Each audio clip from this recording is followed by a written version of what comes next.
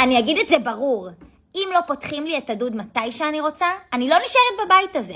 מכיר את זה. גם אצלנו זה היה כאוס. הייתי צריך להתחנן שידליקו לי את הדוד או את המזגן בבית. נו, ומה עשיתם? מה עשינו? התקנו מערכת סולארית על הגג של קולמוביל אנרג'י. מה קשור מערכת סולארית עכשיו? מה קשור? השמש עושה לנו את כל העבודה וככה חוסכת לנו בחשבון החשמל. בלי ויכוחים על המזגן, הדוד, המדיח, זהו, אין לי מה להריב כבר עם אבא שלי יותר. האמת? נשמע שיהיה לי יותר קל עם קולמוביל אנרג'י מאשר עם ההורים שלי. וחכי, זה גם חיסכון מטורף. אבא שלי אומר שחוסרים 13,000 שקל בשנה. וואו, זה מלא חיתולים. בדוק, גם חוסמים בחשבון החשמל וגם מוכרים אותו לחברת החשמל. אפשר למכור חשמל? איך זה חוקי בכלל? חוקי. זה הסכם ל-25 שנה. כשאני אהיה גדול, אני רוצה להיות מוכר חשמל.